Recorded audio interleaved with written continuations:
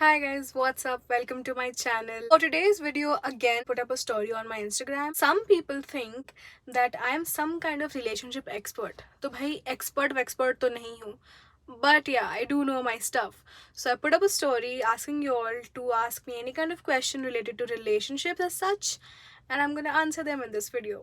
I think first question, and this is more common than I thought, is how to deal with obsession. Meaning to say, when you don't give your partner space, time, and if they're not talking to you, you constantly feel insecure that they're gonna leave you, they're gonna do something with other people. Basically infidelity का डर रहता है आपको बहुत ज़्यादा, and क्योंकि वो आपको डर रहता है, आप constantly उनसे बात करना चाहते हो, right? You constantly want to be in touch with them so they don't have a chance to look anywhere else. But honey, that's not how it works. If he has to look somewhere else, he will, no matter what you do. और अगर आपको इस type का obsession हो रहा है अपने partner से, where you do not want to do anything without them, you constantly want to talk to them, you are calling them all the time, and if they are not picking up और if they are genuinely busy, आपको betrayed hurt feel होता है, that is not at all healthy. I am not gonna be here giving gyan like कि तुम अपने काम में busy रहो और हॉबीज खोजो नहीं, but really that is the solution. Whatever you do, I'm sure you're not vela in life. You're either studying, you're either working, you're doing something, right? Invest karo usme, invest in yourself, because there is something inside you which is not fulfilled, which is not giving you the satisfaction or the validation you desire as a human being, and you are seeking that validation from an outside source, be it your own partner. अपने में busy रहो, not in a way that you want to ignore them, but in a way that you are content with yourself. अपनी life पे, अपने future focus करो, focus on yourself. That is the only answer. You have to have your own life, you have to have your own goals, and you have to have a separate version of yourself besides from what you are with your partner. That cannot be you. Your relationship can't be your life. So difficult है to get rid of this kind of insecurity, but you have to start somewhere. Next question is, should you ignore red flags for adjusting with your partner?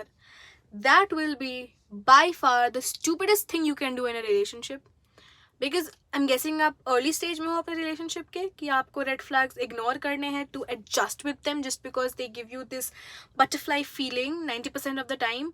But वो जो 10% वाले red flags है ना, believe me, let's assume आपका relationship 1 साल बहुत अच्छा चलता है, 1.5-2 साल बाद आपको वही red flags as a bigger picture दिखेंगे, and those red flags will be your reason to leave और वांटिंग टू लीव. ठीक है, red flags now, I don't know how social media defines red flags, क्योंकि कुछ तो बहुत ही stupid होते हैं, बट अगर आपकी डेफिनेशन में वो आपके लिए रेड फ्लैग है कोई भी चीज़, उसी टाइम उसको कॉल आउट करो या तो निकलो वहां से. बट इग्नोर करोगे तो आगे जाके वही रीजन बनेगा why you leave them. Another question, should someone's past matter in a relationship? Very important considering the generation we live in. ये तो ऑब्वियस क्वेश्चन है, and I think no.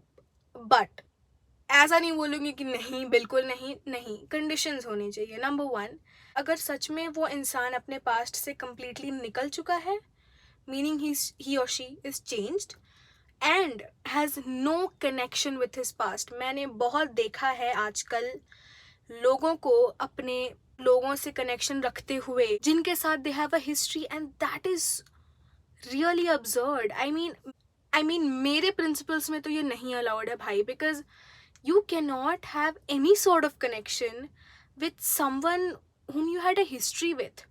And I'm not saying a relationship or something like that. Even if it was just a one-sided crush, if you had a crush on someone and then you say you moved on and you are in a relationship with someone else, you cannot be talking to that person you had a crush on as friends, as acquaintances, as anything. You just cannot. And you, if your partner has a connection with someone they had a history with, any sort of history, girl, or I mean, that's not okay. Maybe you think it's okay, it's just किसी भी sort of connection है पास से, आपके partner को वो affect करेगा, whether they say it or not, कहीं ना कहीं करता है. ठीक है. एक और क्वेश्चन है, बॉयफ्रेंड्स की फीमेल फ्रेंड्स अलाउड होनी चाहिए क्या? भाई रियल टॉक दूं, you will know when that girl is just a friend or more than a friend. And अगर तुमको फील हो रहा है कि वो लड़की मोर देन अ फ्रेंड बनना चाह रही है, and it does not matter if your boyfriend isn't doing anything, of course he shouldn't do anything. It's the most basic thing. Like मुझे समझ नहीं आता है why do girls praise their boyfriends for being loyal. Well, thank you. Of course you have to be loyal. तो ये matter नहीं करता कि आपका बॉयफ्रेंड कुछ कर रहा है कि नहीं. अगर वो आपको अनकंफर्टेबल फील करा रही है, then she shouldn't be your boyfriend's friend, because you are just more important, babe. Bare minimum और प्रिंसेस ट्रीटमेंट को डिफ्रेंशिएट कैसे करें, ये भी एक क्वेश्चन है, क्योंकि social media has set very clear boundaries कि ये बेयर मिनिमम है बट ये प्रिंसेस ट्रीटमेंट है. I don't go by those rules. मुझे नहीं लगता कि भाई 2 लोगों ने रील पे पोस्ट कर दिया ये बेयर मिनिमम है, ये प्रिंसेस ट्रीटमेंट है, ये हो रहा है, अगर तुमको बड़ी बात लग रही है तो नहीं. ये बुलशिट, ऑल क्रैप.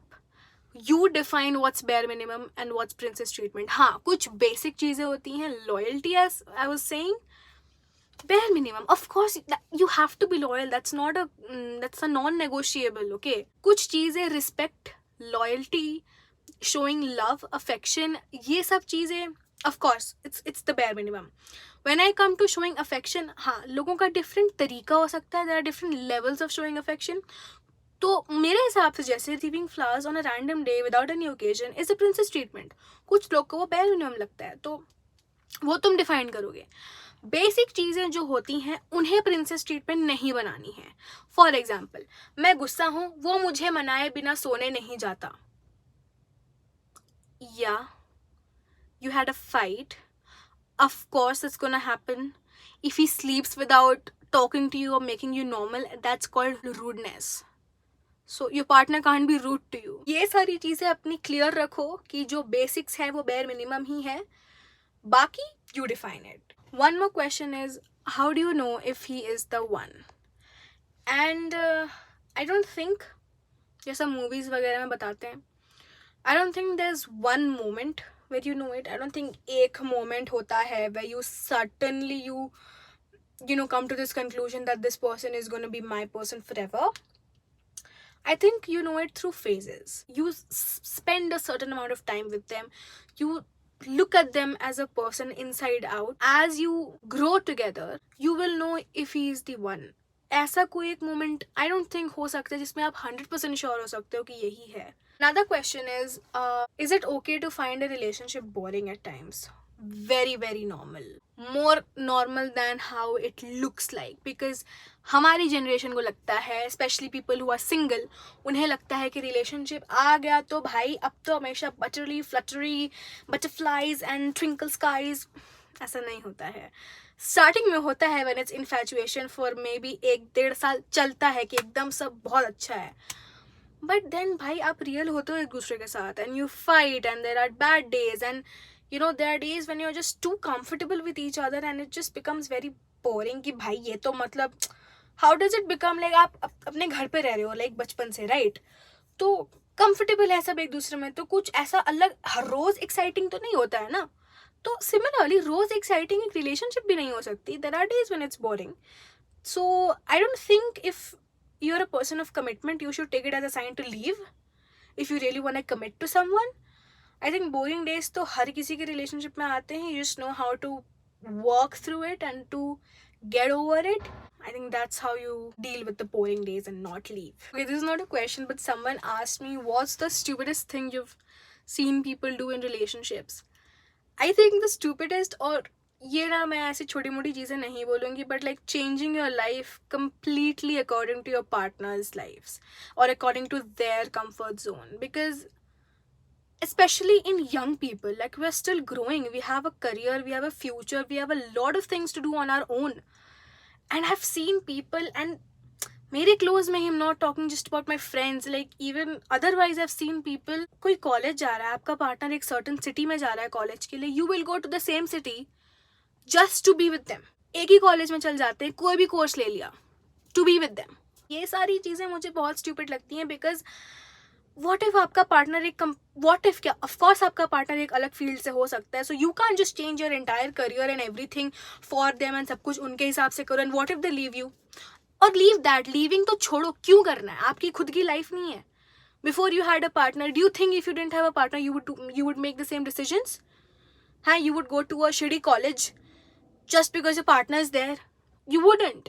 आप अपने लिए सोचोगे. तो अभी ये क्या माइंडसेट चेंज हो जाता है हमारे generation. I don't know what changes, but it's just really stupid. And अगर आप कुछ ऐसा कर चुके हो and if it's offending you, I don't give a shit, but it's really really stupid and you're gonna realize it. Next question है, and this is the last question for this video.